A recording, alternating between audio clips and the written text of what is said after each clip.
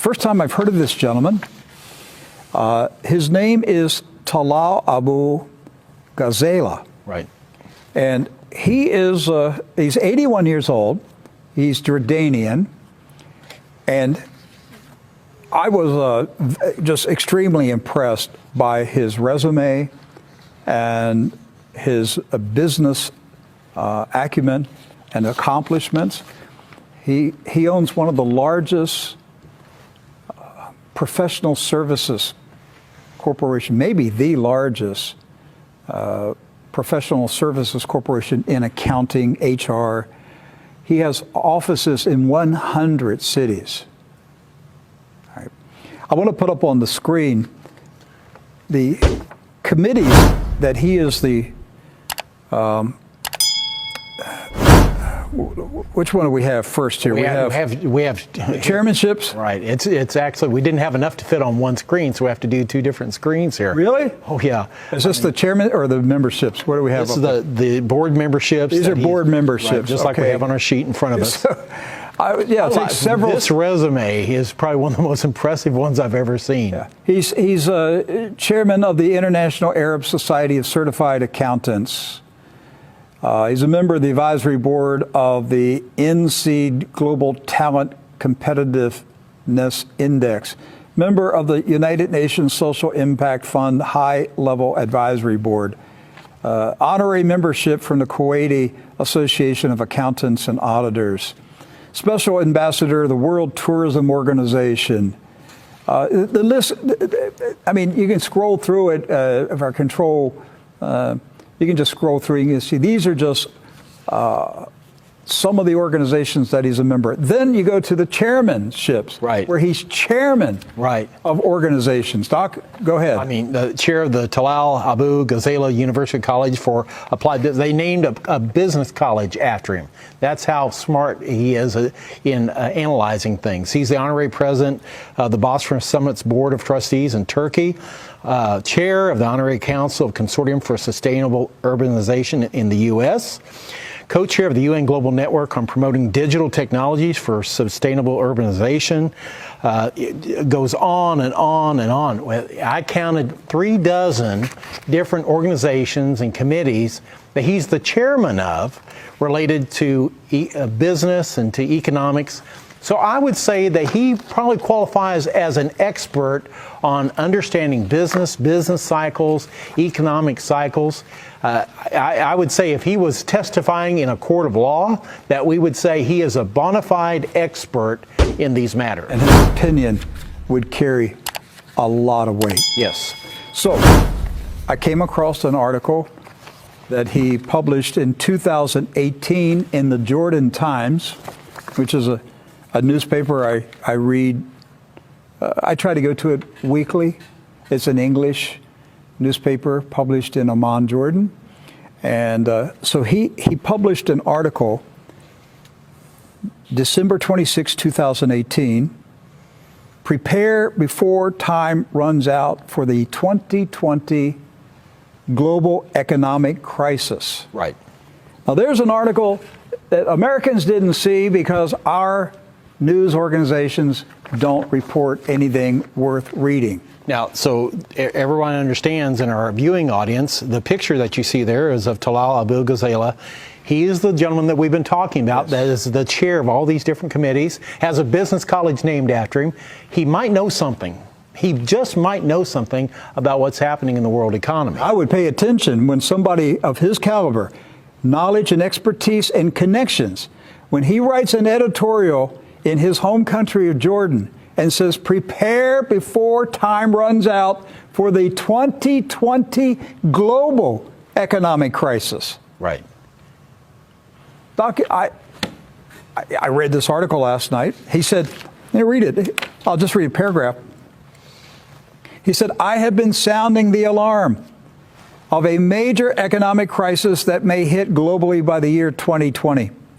Contrary to some expert analysis, I have good reason to believe that the new crisis is going to be much more devastating than the 2008 one, which was described by Ben Bernanke, the chair of the Federal Reserve at the time, as the worst financial crisis in global history. Most likely, and like the previous one, this crisis will start in the United States. So, folks, listen, here is one of the most prominent, well-known, well-respected businessmen in the Arab world who is telling the Arab business community who respect him. He's saying, I'm shouting. I mean, he's an accountant. Right. He owns an accounting firm that has 100 offices around the world. Right. And he's saying to the business leaders of the Arab world, a mega financial crisis is coming in 2020, and it's going to start in America. Right. And you may be saying to yourself, well, wait a minute. If you're a viewer or listener, you have a little bit of financial acumen. You may be saying, wait, we're experiencing growth here in the U.S. We're experiencing, an expansion of the economy here in the U.S. How can there be a global financial crisis? Well, just like in 2008, that was pumped up with money and with promises that couldn't be delivered on.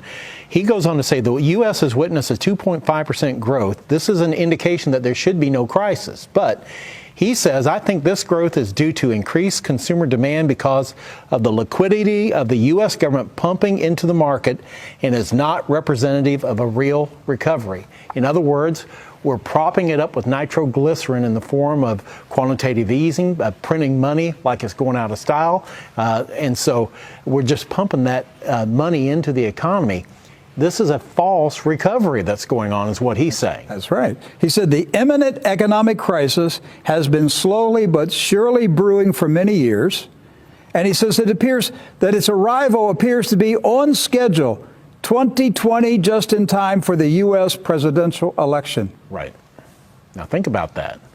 This is why I'm saying I'm not certain Donald Trump's reelection is certain. Because if the economy tanks in 2020, you will see the most massive vote for communism that you could ever imagine would happen in the United States of America. Communist, socialist Democrats will sweep into power if we're in an economic crisis before the election. Now, they may be able to hold it off and slide through the election and get President Trump elected, and then the crash comes. Well, that would just mean that the next election in 2024 will be so far to the left, we can't even imagine it now. That's right. Exactly. He said that this coming crisis is going to last years.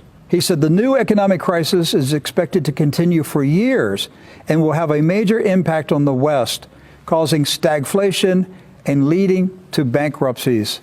He goes on to say, now listen to this, Rick, I predict at least 5 European countries will go bankrupt next year. Do you hear that? This economic expert is saying, I predict at least 5 European countries will go bankrupt next year, which will not mean that they close shop. They'll just be unable to provide services to their citizens. He's a global accountant. Right. If you're going to listen to someone talk about accounting principles, I would listen to somebody at his level. Right. And he's saying, as you just said, he believes that 5 European nations are in such dire condition that they're going to go bankrupt. And we already see the first fruits of that by negative interest rates on their bond yields. They're popping up all over Europe right now, where they're actually paying people to take out mortgages. Think about that.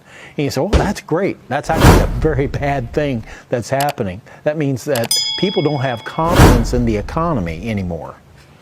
Okay, so let's go to the next article. This is also the Jordan Times. He published this on June 2nd of this year, 2019. The title, The 2020 Global Crisis and a Third World War. Okay. He said, once again, for some time, I have been sounding the alarm of an impending major economic crisis that may hit globally by the end of 2020. He said nations around the globe especially in Europe, have lost confidence in the United States' ability to lead in issues of international finance, trade, diplomacy, and war. These nations are quietly dismantling. Yes. Listen, folks, listen to what this man is saying.